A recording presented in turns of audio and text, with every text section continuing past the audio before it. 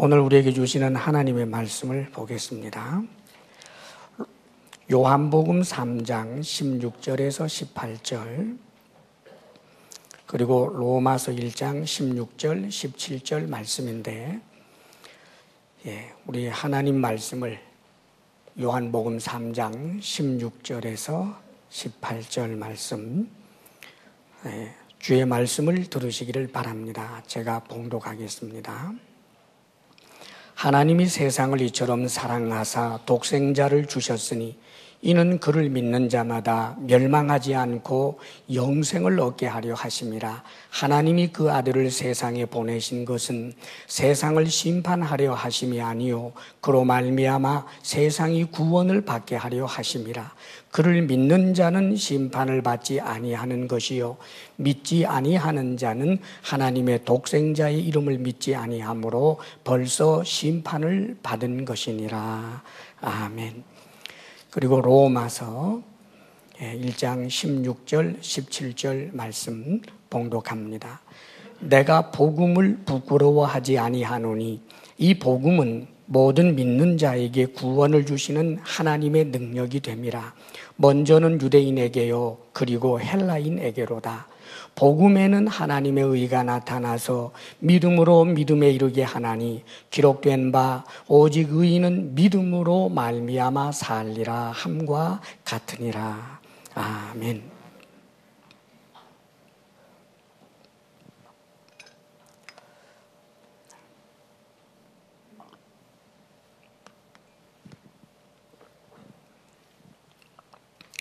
할렐루야. 우리 한번 또 인사하겠습니다. 서로 이렇게 좀 얼굴을 좀 보시면서 미소를 가득 담아서 사랑하고 축복을 합니다. 주 안에서 사랑합니다. 축복합니다. 주 안에서 사랑합니다. 축복합니다.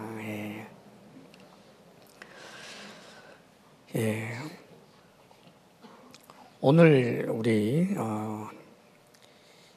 말씀은 특별히 우리가 왜 예수님을 믿어야 하는지 그 이유에 대해서 우리가 알 수 있는 그런 중요한 본문입니다. 오늘 설교 제목이 구원을 주시는 하나님의 능력 그랬죠. 복음이라고 하는 것은 말 그대로 복된 소식입니다. 아주 좋은 소식, 굿뉴스죠. 그런데 그 소식이 뭐냐 하면 예수님을 믿으면 구원을 얻는다. 아주 간단하게 요약하면 바로 그것입니다. 복음이 뭐냐? 예수님이 그리스도라는 뜻인데 예수님을 믿으면 구원을 받는다. 이 구원이라고 하는 단어 자체가 어떤 비참에서부터 건져내지는 것을 말하지 않습니까? 그런데 우리 인간은 사실은 구원을 받아야 할 아주 비참한 존재예요. 우리 인간은 구원을 받지 않아도 될 그런 존재이지를 못합니다. 구원을 받는다고 할 때 구원의 영역이 크게 보면 세 가지가 있어요. 그 중에 하나는 우리의 삶 그 자체의 비참입니다. 산다라고 하는 것, 이 삶을 우리가 사실 자세히 들여다보게 되면 인류 역사 자체가 그랬습니다. 어느 세대, 어느 때를 막론하고 살아낸다라고 하는 것이 이만저만 힘든 것이 아닙니다. 그런데 예수 그리스도를 믿으면 우리 주님을 의지하고 그분을 사랑하고 그분과 동행하고 그렇게 사노라면 우리의 삶의 이 비참함에서 날마다 구원을 얻게 된다는 뜻입니다. 사실 우리 인간은 이런저런 엄청난 무거운 짐을 가지고 있고 뿐만 아니라 세상을 사는 사람들이 그저 하는 말들이 인생은 나그네 길이라고 말할 때 그 나그네라고 하는 그 표현 속에서는 그게 그렇게 밝은 내용이 사실 아닙니다. 무슨 낭만적인 내용이 아니라는 말이지요. 인생은 고해다라는 말도 있는데 산다라고 하는 것이 고통의 바다에서 허덕이는 것이다. 그 의미를 갖고 있지요. 풍파 많은 세상, 문제 많은 세상, 그런 이야기들을 우리는 그저 쉽게 합니다. 사실 지금 이 시대를 살고 있는 우리들은 우리의 선조들이 누려보지 못한 엄청난 좋은 것들을 누리면서 살고 있는 세대지만 그럼에도 불구하고 산다라고 하는 것이 그렇게 만만하지 못합니다. 그래서 지난주에 설교 때 말씀을 드린 것처럼 우리 주님께서는 살아서 무거운 짐을 지고 허덕이면서 그 짐을 쉽고 가볍게 지지 못해서 너무나 고통스럽게 살아가고 있는 인생들을 향하여 수고하고 무거운 짐진 자들아 다 내게로 오라 내가 너희를 쉬게 하리라 하시는 주의 말씀을 지난주에 설교를 했습니다. 그렇습니다. 사랑하는 여러분, 예수 그리스도를 믿게 되면 분명히 우리 삶에 일어나는 그 어떤 문제도 해결하며 살아갈 수 있습니다. 사실 예수님을 믿음으로 인하여 그 믿음이 주님 앞에 진지하고 진정으로 주님을 의지하고 날마다 주님과 함께 동행하는 삶을 산다면 분명히 장담할 수 있는 것 하나는 그가 행복하다는 것입니다. 우리는 보통 행복에 대한 생각이 돈이 있으면 행복할 것이라고 생각하지만 그렇지 않습니다. 내가 얻고자 하는 무엇인가를 성취하면 행복할 것이라고 생각하지만 사실은 그렇지 않습니다. 돈이 많으면 많은 대로 불행한 사람이 있고 무엇인가 성취하고 이루었지만 여전히 불행한 사람들의 이야기가 사실 우리 인생들의 이야기입니다. 우리 인생은 나를 지으신 하나님, 나를 사랑하시는 하나님, 그분을 믿고 그분을 의지하고 그분에게 날마다 내 삶의 무거운 짐을 가지고 나가서 주님과 함께 그 짐을 함께 지게 될 때 인생 문제는 쉬워지고 가벼워지면서 행복하게 살아갈 수 있게 되는 것입니다. 성경의 수많은 내용들은 그런 일들로 가득합니다. 인간관계의 문제, 절대적인 극빈의 문제, 혹은 건강의 문제, 허무의 문제, 이런저런 문제가 있는 이들이 주님 앞으로 나아갈 때 그가 기뻐하게 되고 감사하게 되고 삶의 그 어떤 문제를 해결하든지 혹은 극복해내는 그런 능력을 부여받게 되든지 하는 이야기들로 가득합니다. 사랑하는 여러분, 특별히 지난주에 이제 예수님을 믿기로 결심하신 이들에게 주의 이름으로 당부를 드립니다.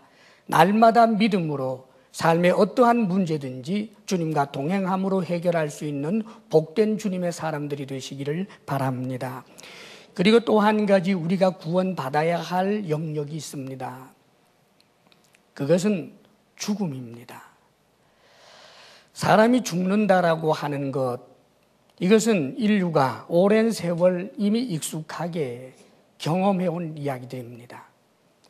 어느 누구든지 사람이 죽지 않는다라고 하는 것을 기대하고 있는 사람은 없습니다. 심지어는 어린아이들조차도, 천진난만한 어린아이들조차도 죽음이라고 하는 것을 알고 혹은 느낍니다. 사실 이 죽음에 관한 부분들을 많은 사람들이 그것은 자연스러운 현상이라고 그러지요. 그러나 죽음은 결코 자연스러운 것이 아니고 그것은 비참함입니다.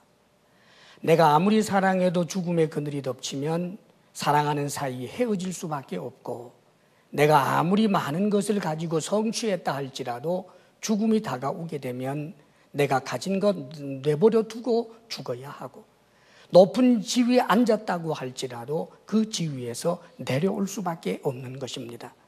죽음 앞에서는 성공도 미모도 건강도 그 어떤 것도 다 의미 없는 것이 되고 부질없는 것이 되어버리고 마는 것입니다. 그래서 때때로 이 죽음에 대한 문제들을 해결해 보기 위하여 이런저런 것으로 노력을 하지만 결국은 철학적으로 해결하려고 하거나 혹은 종교적으로 해결하려고 하는 그런 노력들이 많이 있게 됩니다. 결국은 악법도 법이다라고 하면서 어차피 죽을 것 지저분하게 그렇게 추한 모습으로 죽지 않겠다. 그래서 깨끗하게 죽는 그런 현인의 모습을 우리가 사실은 여러 가지 이야기책을 통하여 역사책을 통하여 우리는 알고 있습니다. 혹은 저 사계절을 순환하는 것을 보아라. 모든 동식물을 보아라. 죽으면 이렇게 흙으로 돌아가고 또 흙에서 또 새로운 싹이 움터나오고 생명이 이렇게 윤회하고 있는 것 아니겠느냐. 내 몸에서 내 자식이 태어나고, 그래서 내가 죽어도 사실은 나는 저 자식 속에서 살아있는 것이고, 나는 우리 아버지에게서 태어났는데 그 아버지의 몸에서 내가 태어나서 아버지는 죽었지만 아버지는 내 안에서 사는 것이고 어쩌고 하면서 철학적이거나 종교적인 그런 이야기들로 이 죽음을 받아들일 수밖에 없는 것이라고들 그렇게 이야기합니다. 그러나 사랑하는 여러분, 그렇다고 해서 슬픔이 없어지는 것 아닙니다. 그렇다고 해서 죽음에 대해서 내가 그냥 받아들이고 수용할 수밖에 없다라고 생각한다고 해서 죽음의 그 비참함이 없어지는 것 아닙니다. 우리나라를 강타했던 그 세월호 사건으로 인하여 온 나라가 큰 슬픔에 잠기게 되는 것은 다른 데 있지 않습니다. 누가 죽는 걸 모르나요? 그런데 그 죽음이 너무나 갑자기 아직은 죽지 않아도 될 젊은 세대들, 어린 세대들에게 덮쳐왔기 때문에, 그래서 우리는 큰 고통, 죽음이 고통스럽다는 것은 알지만 예상하지 못한 가운데 다가온 죽음이었기에 우리는 슬퍼하고 애통해 할 수밖에 없는 것입니다. 사랑하는 여러분, 그런데 우리 주님께서는 죽은 자들을 살려내시는 것을 보여주십니다. 회당장의 딸을, 과부의 아들을, 죽은 나사로를 주님께서는 당신의 말씀으로 완전히 죽은 자를 살려내셨고, 그리고 당신 자신이 죽고 난 다음에 당신께서 말씀하신 그대로 죽음을 이기시고 죽음 저편에서 살아서 걸어 나오셨습니다. 그러면서 그분은 나는 부활이요 생명이니 누구든지 나를 믿는 자마다 구원을 얻게 된다고, 나는 부활이요 생명이니 나를 믿는 자는 죽어도 살겠고 무릇 살아서 나를 믿는 자는 영원히 살리니 이것을 네가 믿느냐, 믿음을 물으십니다. 그리고 믿는 자에게 죽어도 다시 살 것에 대하여 약속하고 계시고 또한 영원히 살 것에 대하여 말씀하고 계십니다. 사랑하는 여러분, 그렇습니다. 우리들 언젠가 죽습니다. 그러나 우리는 죽음으로 끝이 아닙니다. 우리는 죽지만 그러나 다시 살고 영원히 삽니다. 할렐루야. 이것이 바로 복음입니다. 이번 세월호 사건으로 인하여 너무나 큰 고통 속에서 견딜 수 없지만 제가 아는 크리스찬들, 사랑하는 자신의 아들, 딸이 저 차가운 바다에서 고통스러워 두려워 떨며 그러다가 죽어간 모습을 생각하면 자다가도 벌떡벌떡 일어날 만큼 너무너무 억장이 무너지고 정말 하루하루 살아낼 수 없을 것 같음에도 불구하고 죽음의 문제를 해결하신 예수 그리스도의 이 구원의 은혜를 분명히 믿음으로, 놀랍게도 이 큰 슬픔을 이겨낼 뿐만 아니라 사랑하는 아들, 딸과 영광 중에 다시 만나게 될 것을 생각하면서 오늘 자신에게 주어진 살아야 하는 삶의 무게를 능히 감당하고 있는 이들에 대하여 들어본 적이 있습니다. 사랑하는 여러분, 그렇습니다. 죽음의 문제를 해결하는 것, 이것이 바로 복음입니다. 우리는 주 예수를 믿음으로 말미암아 죽음을 이길 수 있는 것입니다. 할렐루야. 그리고 또 한 가지는 예수 그리스도를 믿음으로 우리에게 주어지는 또 한 가지 구원은, 그것은 지옥 심판에서부터의 구원입니다. 사람이 죽으면 그것으로 끝이 아닙니다. 한 번 죽는 것은 사람에게 정한 것이요 그 이후에는 심판이 있으리니 라고 성경은 말씀합니다. 사람들은 죽는다는 것을 압니다. 죽음 다음에 어떻게 될지에 대해서는 자신들이 원하는 방향으로 그냥 생각해 버립니다. 사람이 죽어도 나중에 다시 윤회하면서 태어날 거야. 왜요? 그렇게 믿고 싶을 뿐인 거지요. 어떤 절대적인 권위 있는 자가 말해주는 것이 아닙니다, 여러분. 그냥 아주 옛날부터 수많은 사람들이 윤회에 대한 생각을 했을 뿐입니다, 여러분. 죽으면 그냥 끝이다. 죽으면 있기는 뭐가 있어요? 흙으로 돌아가는 것으로 끝나는 거지. 그러나 사랑하는 여러분, 우리 예수 그리스도 그분은 죽음 이후가 끝이 아니다라고 하는 것을 분명히 말씀합니다. 그분은 죽음의 문제를 철학적으로 이야기해 주신 분이 아닙니다. 죽음의 문제를 무슨 윤리적으로 형이상학적으로 이야기하신 분이 아닙니다. 죽어서 슬퍼하는 이를 보면서 죽은 자를 살려서 그의 품에 안겨주신 그 능력의 주님께서 바람과 바다 파도까지 잔잔케 하시는 초자연적인 능력을 가진 그 주님께서 오병이어의 기적을 일으키는 것을 계속해서 사람들에게, 수많은 사람들에게 보여주신 그 능력의 주님께서 그와 함께 있었던 제자들이 나의 주님이십니다, 나의 하나님이십니다라고 고백할 수밖에 없었던 그 능력의 주님께서 절대적인 권위를 가지고 하시는 말씀이 죽음 이후에 지옥이 있다라고 하는 것을 말씀합니다. 천국도 있고 지옥도 있다는 것을 말씀하십니다. 마태복음에도 마가복음에도 주님은 이런 말씀을 하십니다. 만일 너희 눈이 너로 범죄케 하거든 한 눈을 빼어버려라. 두 눈을 가지고 지옥에 가는 것보다 한 눈을 가지고 천국에 가는 것이 좋으니라. 만일 네 오른손이 너로 범죄케 하거든 찍어내버려라. 두 팔을 다 가지고 지옥에 가는 것보다 한 팔만 가지고도 천국에 가는 것이 더 좋으니라. 거기에는, 그 지옥에는 구더기도 죽지 않고 불은 영원히 꺼지지 않느니라. 이렇게 말씀을 하십니다. 사랑하는 여러분, 이 말씀을 누가 하신지 아십니까? 우리 예수님이라니까요. 이 너무나 사람을 위협하고 겁주는 이 불쾌한 이야기를 하신 분이 누구냐 하면 예수님이라는 말입니다. 원수를 내 몸처럼 사랑하라, 원수까지 사랑하라 하신 그분이 말입니다. 이 세상의 바리새인들이 아니라 창기들, 세리들과 같은 버림받은 사람들의 친구 노릇을 냈던 그 이해심 많은 그 예수님 말입니다. 그분이 죄를 짓는 자에게 지옥이 있다. 그러니까 어떤 대가를 지불해서라도 절대로 지옥에는 가지 말아라. 그 지옥이라고 하는 것은 구더기조차 죽지 않는다. 고통을 받고 싶지 않아도 계속 고통을 받아야 한다. 죽음이 끝이 아니다. 죽으면 흙으로 돌아가고 끝나는 것이 아니고 죽고 난 다음에도 영원한 지옥 형벌이 있다. 그러니까 어떤 경우에도 지옥에 가지 마라. 그 말씀을 하시는 분이 우리 주님이십니다. 사랑하는 여러분, 지옥이 분명히 있는 것을 알고 계시는 우리 주님, 우리 하나님의 입장에서 우리 인간을 볼 때 지금 높은 자리에 올랐는데 지금 하는 짓이 지옥이라면 그가 행복하다고 생각하겠습니까? 비참하다고 볼 것입니다.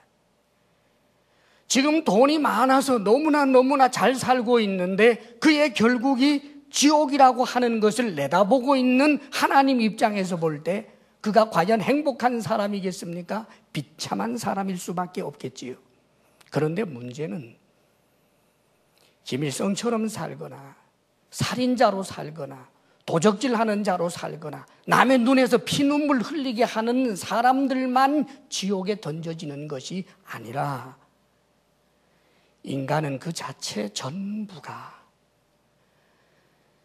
선한 일을 좀 한다고 하는 사람을 포함해서 저 사람은 천사 같은 사람이에요 라는 말을 듣는 사람부터도 하나님의 눈으로 볼 때는 다 지옥에 던져질 만한 비참한 존재라는 것입니다.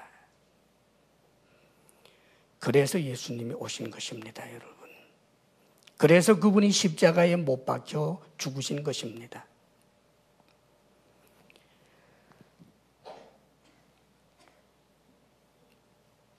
오늘 말씀 가운데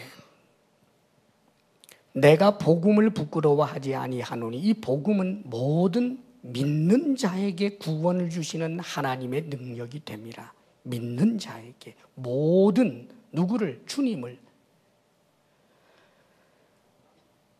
헬라인이든지 유대인이든지 차별이 없다라고 말씀을 하시고, 복음에는 하나님의 의가 나타나서 믿음으로 믿음에 이르게 하나니 기록된 바 오직 의인은 믿음으로 말미암아 살리라 함과 같으니라. 성경 말씀을 또 인용을 하지요. 요한복음 말씀, 우리가 읽었던 말씀도 마찬가지입니다. 하나님이 세상을 이처럼 사랑하사 독생자를 주셨으니, 독생자는 하나님의 아들 예수 그리스도를 말합니다. 그 이유는 그를 믿는 자마다 멸망하지 않고 영생을 얻게 하려 하심이라. 멸망하지 않고, 그 멸망이라고 하는 표현이 뭘까요? 단순히 이 땅에 살다가 실패하는 것 멸망 아닙니다, 여러분. 여기서 멸망은 죽는다라고 하는 것 정도도 말하는 게 아니에요. 사랑하는 여러분, 김일성처럼 혹은 히틀러처럼 수많은 사람의 눈에 피눈물 하게 하면서 수백만 명을 죽인 자가, 그가 죽음으로 멸망하는 것입니까? 김일성이 어느 날 병들어 죽은 것이 멸망한 것입니까? 히틀러가 아이고 이제는 끝났다, 내가 고통당하면서 죽느니 차라리 자살하자, 그렇게 자살한 것이 정말 멸망입니까? 죽고 난 다음에 다 똑같다면 그것보다 더 억울한 일이 어디에 있겠습니까, 여러분? 멸망은 그것이 아니라 죽음 다음에 주어지게 되는 영원한 형벌, 지옥, 그것을 일컬어서 멸망이라고 말하는 거예요. 멸망하지 않고 영생을 얻게 하려 하심이라. 영생, 영원히 산다는 뜻인데, 여기서 영생은 단순히 그저 죽지 않고 사는 것을 말하는 게 아니에요. 원래 지옥은 무엇입니까? 죽고 싶어도 죽지 못하는 것이 지옥이에요. 구더기도 죽지 않는다라고 말하지 않습니까? 사람이 죽으면 끝이 아니라 우리 주님께서 심판하시게 될 때 모든 사람들이 다 살아납니다. 죽은 자가 다 살아나서 하나님의 심판대 앞에 다 서게 되는 거예요. 지옥은 뭔가? 죽고 싶어도 죽지도 못하는 곳, 하나님의 돌보심을 받지 못하고 영원히 하나님과 분리되어서 고통을 당하는 곳, 그것이 지옥인데, 그런 의미의 삶을, 생명이 이어지는 것을 영생이라고 하지 않습니다. 여기서 말하는 영생은 신적인 영광의 생명, 하나님과 함께하는 그 풍성한 영원한 그 생명을 갖는 것, 그것을 영생이라고 말하는 거예요. 누구에게 주어지는가? 믿는 자에게. 17절에 좀 더 구체적으로 이렇게 말씀하시지요. 하나님이 그 아들을 세상에 보내신 것은 세상을 심판하려 하심이 아니요, 이미 심판받을 수밖에 없는 자들입니다. 그런데 하나님께서 심판하시는 것을 기뻐하지 않았어요. 그래서 그로 말미암아 세상이 구원을 받게 하려 하십니다. 그래서 그를 믿는 자는 심판을 받지 아니하는 것이요, 믿지 아니하는 자는 하나님의 독생자의 이름을 믿지 아니하므로 벌써 심판을 받은 것이니라. 여기 심판이라고 하는 말은 정죄라고도 쓸 수 있는 말이에요. 심판과 정죄는 동전 양면처럼 함께 붙어 있습니다. 사형 선고를 받으면 사형이 집행되는 것처럼 예수 그리스도를 믿은 사람은 이미 사형 선고, 심판의 선고가 떨어졌다는 거예요. 정죄 받았다는 거예요. 여기서부터 벗어날 방법이 하나도 없다는 것입니다. 다만 주님을 믿을 때만 그 정죄, 그 심판에서 벗어나서 우리 주님, 우리 하나님이 가지신 그 영원한 풍성한 생명의 자리로 나아가게 된다. 이것을 구원이라고 말하는 것입니다. 사랑하는 여러분, 우리가 예수님을 믿음으로 우리에게 주어진 그 은혜의 넓이와 높이와 그 깊이는 이루 형언할 수 없이 큰 것입니다. 할렐루야. 믿는 우리에게 주어진 이 은혜의 풍성함을 분명히 알고 믿고 기뻐하는 하나님의 사람들이 되시기를 축복합니다, 여러분. 구원의 방법이 뭔가? 오늘 성경은 반복해서 믿음을 이야기하고 있습니다. 믿음으로 천국에 가고 믿지 아니함으로 지옥에 가는 거예요. 사라의 삶의 문제도 주님을 믿음으로 내 삶에 살아서의 문제도 해결하고 내 믿음이 연약할 때 삶의 내 문제들을 제대로 해결하지 못합니다. 믿음이 인생의 모든 문제 비참함에서부터 건져낼 수 있는 능력이 되는 것입니다. 언젠가 우리 주님 앞에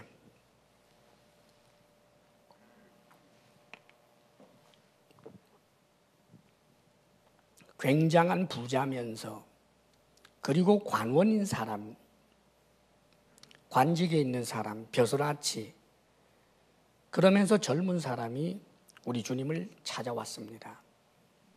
그리고 그가 주님에게 이렇게 말하지요. 선한 선생님, 제가 무엇을 해야 영생을 얻겠습니까? 즉 천국에 들어가겠습니까? 그 말입니다. 그러자 주님께서 그 사람에게 이렇게 말씀하십니다. 너는 어찌하여 나를 선하다 말하느냐? 하나님 이외에는 선한 이가 없느니라 그러십니다. 자, 이 말씀은 예수님이 당신 자신이 선하지 않고 악하다라고 하는 뜻이 아니라 지금 이 청년이 예수님에게 나와서 주님에게 랍비여, 선한 선생님이여 라고 말할 때 예수님을 하나님의 아들로 본다든지 하나님으로 본다든지 하는 그 믿음을 가지고 말하는 게 아니었기 때문입니다. 이 부자 청년에게 있어서 예수님은 아주 훌륭한 사람이었어요. 훌륭한 선지자였어요. 그래서 참 선한 사람이다, 저분. 참 선한 분인데, 그래, 내가 저분에게 뭔가 한 수 배워서 뭔가 더 지금 내가 열심히 선하게 살아보려고 노력을 했지만 그래도 뭔가 좀 찜찜하고 부족한데 나보다 한 수 위에 저 선인에게 좀 배우자는 거예요. 그래서 선한 선생님, 내가 무엇을 해야 영생을 얻겠습니까? 그러자 예수님께서 그의 관점 자체를 지금 바로잡는 거예요. 어떤 사람도 선한 자가 없다는 거예요. 예수님을 사람으로 보면서 선하다고 생각해서는 안 된다는 거예요. 세례 요한도 선하지 않고 모세도 선하지 않고 아브라함도 선하지 않은 거예요. 그런데 이 사람은 선한 사람이 있다고 보는 거예요. 구원을 얻을 수 있는, 영생을 얻을 수 있는 선한 사람이 있다라고 생각을 하고 자기도 노력을 내서 그 선한 사람의 반열에 들어서 그래서 영생을, 구원을 쟁취하고 싶은 거예요. 그러자 주님께서 계명을 말씀합니다. 하나님과 사람의 관계 말고 사람과 사람 사이의 관계에 관한 것을 말씀하십니다. 살인하지 말라, 간음하지 말라, 도적질하지 마라, 남의 것을 탐내지 말아라, 내 부모를 공경하라, 내 이웃을 네 몸과 같이 사랑하라 하는 이 계명을 지켰느냐? 그가 말합니다. 선생님, 저는 어려서부터 그 계명을 지켰습니다. 자신의 양심에 가책이 없어요. 그것은 그 나름대로 하늘을 우러러 부끄러움이 없도록 자기 자신에게 부끄럽지 않도록 최선을 다해서 산 사람 틀림없습니다. 적어도 관원이고 돈도 많고 젊은데도 불구하고 방탕한 삶을 살지 않고 자기 자신을 그렇게 단속해냈던 사람임에 틀림이 없습니다. 그렇게 당당하게 말할 수 있다는 것, 선지자라고 보이는 이 앞에서 그렇게 말할 수 있다라고 하는 것은 이 사람이 얼마나 열심히 살았는가를 보여주는 단적인 예입니다. 그러나 착각이지요. 계명을 지켰다고요? 계명을 지켰다고 하나님께서 선언해 준 것이 아니라 자기 자신이 계명을 지켰다고 생각할 뿐이에요. 그래서 주님께서 그 사람이 계명을 못 지켰다라고 하는 것을 가르쳐 주기 위해서 아직 너에게 부족한 것이 하나가 있단다. 네 재산을 다 팔아서 가난한 자들에게 나누어 주고 그리하면 하늘에 보화가 있을 텐데 그리고 나서 나를 따라라.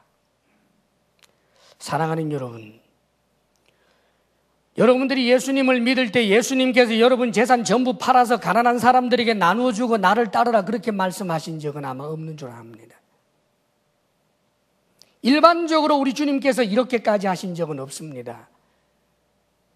수가성 우물가의 그 여인에게 그런 말씀하신 적이 있던가요?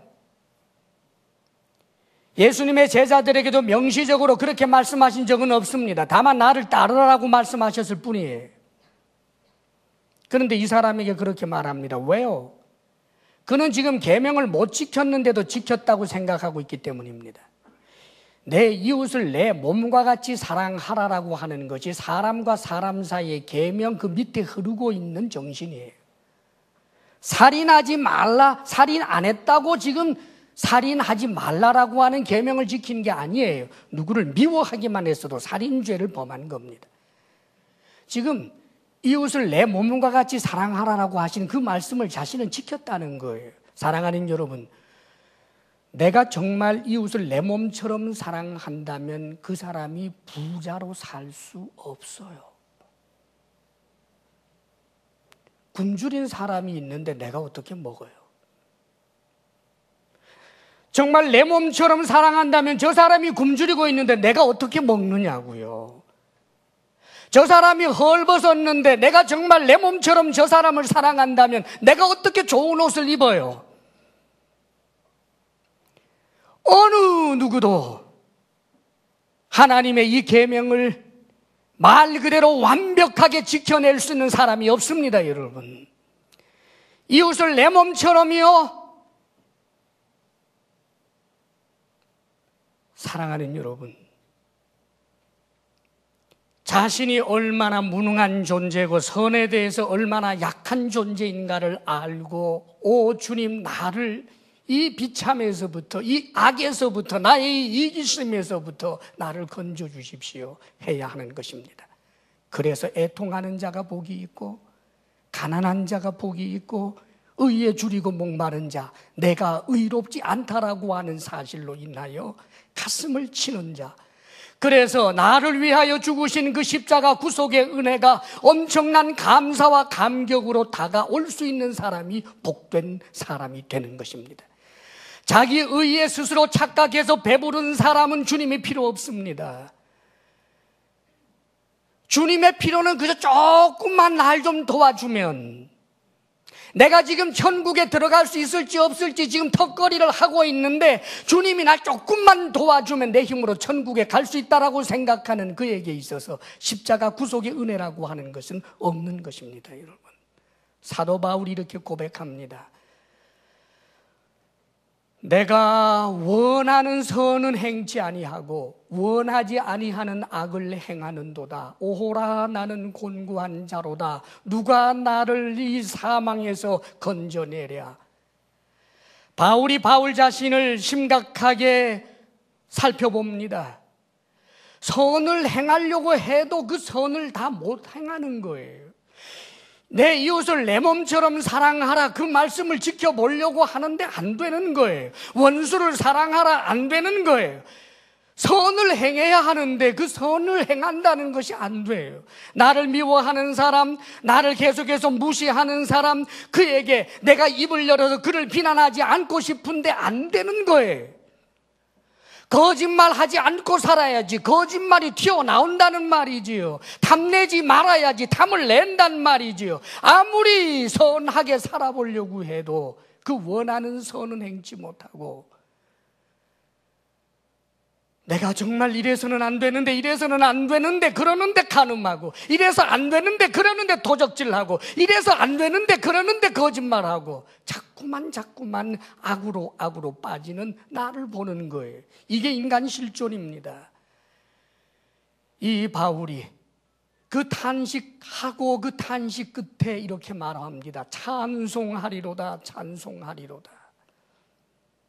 우리를 이 죄의 몸에서 건져내신 예수 그리스도 그 구속의 은혜에 대하여 감사하고 찬송하는 그런 내용이 연결이 되고 있는 것을 보게 됩니다.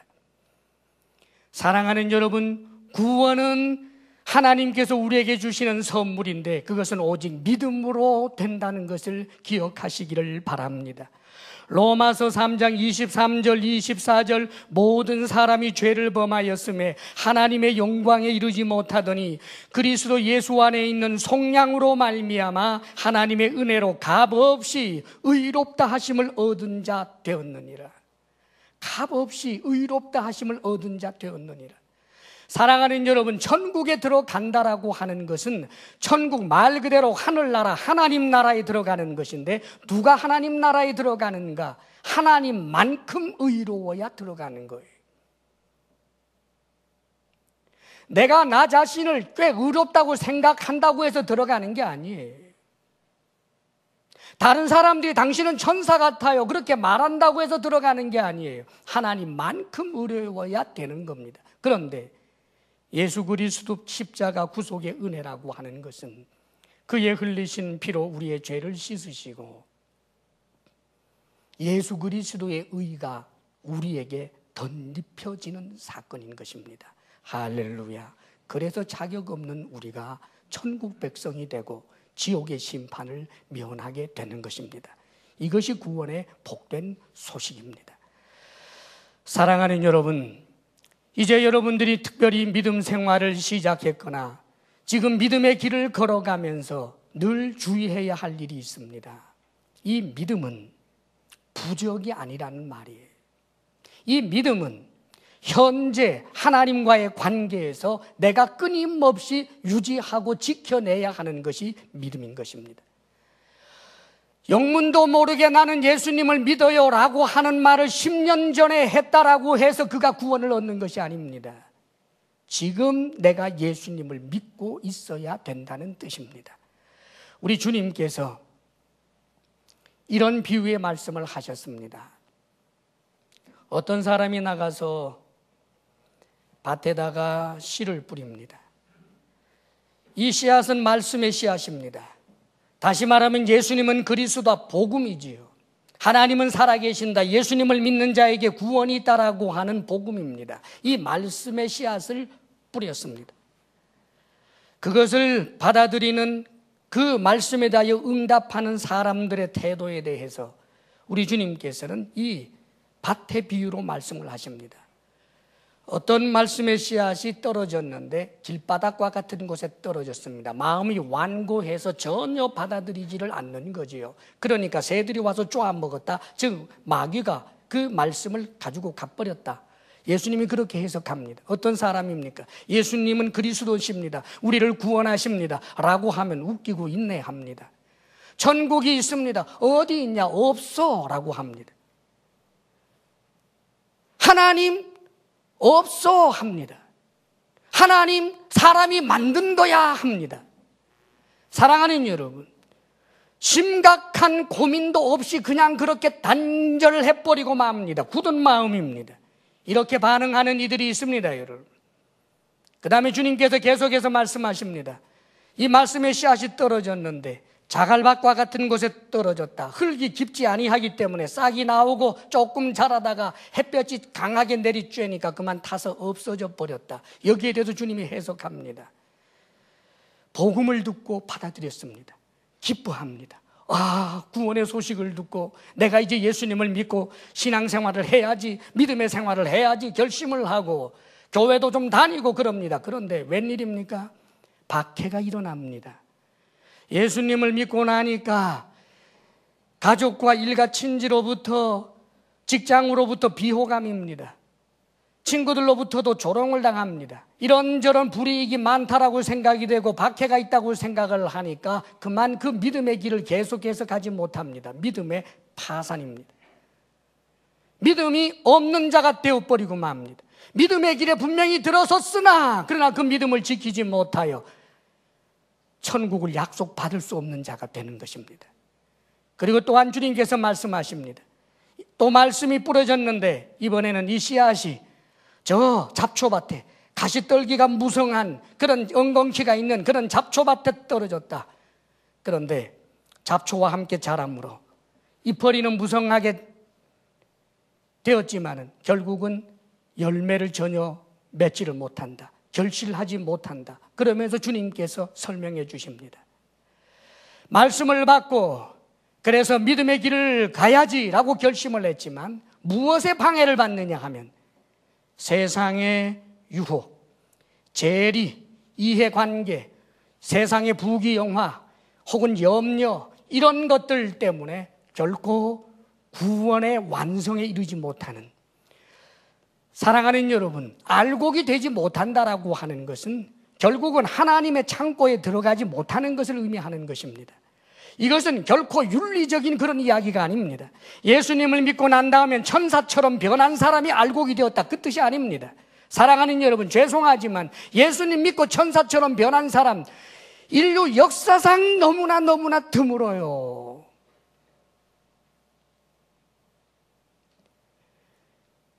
믿음의 길을 파산한 자를 말하는 것입니다.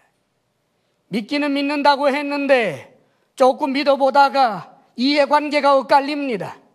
그래서 신앙생활이라고 하는 종교생활은 간간히 유지하기는 하지만 예수 그리스도 십자가의 구속의 은혜에서부터 이미 멀리 떠나버려서 세상이 좋아서 세상의 유혹을 따라서 이해관계 때문에, 탐심 때문에, 염려 때문에 결코 믿음의 길을 걸어갈 수 없는 사람, 성경에는 데마와 같은 사람, 알렉산더와 후메네오와 같은 사람, 믿음의 길을 가다가 믿음의 길을 지켜내지 못하고 세상 사랑하여 세상으로 빠져버린 사람, 사도 바울이 이렇게 말합니다. 온 일생을 치열하게 믿음의 삶을 산 그가 이렇게 고백을 합니다. 내가 달려갈 길을 마치고 이제 믿음을 지켰으니 이제 후로는 나에게 의의 면류관이 주어질 것이다 라고 고백하는 내용이 성경에 나옵니다. 사랑하는 여러분, 믿음은 믿음의 길을 걸어가야 하는 것입니다. 그 믿음의 길은 좁은 길입니다. 어떤 경우에도 예수님의 주되심을 인정하는 것입니다. 때때로 우리가 윤리적으로 하나님 앞에 범죄하고 악한 그런 모습을 보였다 할지라도 다시금 돌아와 주님 앞에 회개하면서 여전히 믿음의 길을 걸어가는 것입니다. 그리하여 끝까지 하나님 살아계심과 예수 그리스도의 주되심과 자격 없는 나와 같은 이를 위하여 예수님이 보혈을 흘려주심으로 내가 의인이 되었다라고 하는 그 사실을 끝까지 지켜내고 믿는 것입니다. 이런 자에게 구원이 주어지는 것입니다. 오늘 예수 그리스도를 믿기 때문에 이 자리에 있는 이들에게 주의 이름으로 간곡히 권합니다. 믿음을 지키시기를 바랍니다. 믿음의 길을 걸어가시기를 바랍니다. 어떤 대가를 지불해도 좁은 길을 끝까지 갈 수 있는 하나님의 사람, 박해가 있다 할지라도, 때때로는 내가 내려놓아야 할 손해보는 일이 있다 할지라도 어떤 경우에도 주님을 떠나지 않는 사람들이 되시기를 바랍니다. 우리 주님께서 하신 말씀 한마디를 더 들려드립니다. 믿는 사람과 우리 주님과의 관계를 주님께서는 포도나무와 가지로 말씀하셨습니다. 그러면서 주님께서는 가지가 포도나무에 붙어 있을 때 열매를 맺는다라고 말합니다. 이 열매는 영생의 열매, 구원의 열매를 말하는 거예요. 가지가 주님에게서부터 떨어질 때, 믿음에서부터 떨어지게 될 때 밖에 버리워지고 그리고 불태워지는 것밖에 없다라고 말씀하고 있는 것입니다. 우리 주님께서 주시는 크신 은혜를 따라 구원을 선물로 받은 이들이 그 구원을 지켜내지 못하고 믿음을 지켜내지 못하는 그런 어리석은 자가 한 사람도 없기를 우리 주 예수님 이름으로 축원합니다. 승리하시기를 바랍니다. 아멘. 기도하겠습니다. 이 시간 간절한 마음으로 주님 앞에 우리에게 주신 구원의 은혜, 믿음으로 주시는 구원의 선물, 믿는 자가 되게 해주시고 어떤 순간에도 믿음을 떠난 자가 되지 않게 하여 주옵소서. 이 시간 간절히 기도하고 결단할 수 있기를 바랍니다. 기도하겠습니다. 아버지, 참으로 우리를 사랑하셔서 독생자까지 주신 우리들의 아버지여, 구원 얻을 만한 능력이 우리에게 없고 하나님께서 천국으로 인도할 만한 선함이 우리에게 없는데, 오 주여, 사망의 이 몸에서 우리 주 예수 그리스도의 구속의 은혜로 우리의 죄를 사하여 주실 뿐 아니라 우리를 하나님 앞에 의롭다 여겨주시는 하나님의 크신 은혜를 감사합니다. 우리에게 믿음으로 말미암아 주시는 이 구원의 선물을, 오 주여, 우리의 삶이 아무리 힘들고 어려워도, 세상의 유혹과 세상의 그 풍파가 아무리 심하다 할지라도 이 믿음의 길을 결코 멈추지 않게 하여 주옵소서. 믿음의 길 저 끝에서 우리에게 주어질 영원한 그 영광을 생각하며 오늘이라고 하는데, 아버지여, 어떤 대가를 지불해도 믿음으로 주님과 동행하게 하여 주옵소서. 사랑하시는 아버지 하나님, 주께서 주신 그 크신 은혜를 우리가 무엇으로 갚을 길이 있겠습니까? 하나님께서 우리에게 주신 이 물질 가운데 우리가 거룩하게 구별하여 하나님 앞에 올려드리오니, 주의 명령을 따라 10의 1조로 주정 헌금으로, 선교와 감사 헌금으로 주님 앞에 올려드리오니, 주님을 향한 성도들의 마음을 보시고 받아주시기를 원합니다. 우리 성도들에게 이 땅의 필요를 공급하여 주시며, 아버지 하나님, 물질의 선한 청지기로 살아가게 하옵소서. 건강의 복을 주옵소서. 마음의 평강 주옵소서. 부부사랑 돈독하게 하옵소서. 우리들의 자녀가 우리들보다 오히려 더 큰 믿음의 사람들로 믿음을 계대하게 하여 주옵소서. 이제는 우리 주 예수 그리스도의 큰 은혜와 하나님 아버지의 한없는 사랑과 성령의 교통하심과 충만케 하심이 믿음으로 주신 구원의 은혜를 감사하며 믿음의 길을 가겠습니다 결단하는 사랑하는 모든 성도들 위해 이제로부터 영원토록 함께 하시기를 간절히 축원하옵나이다. 아멘.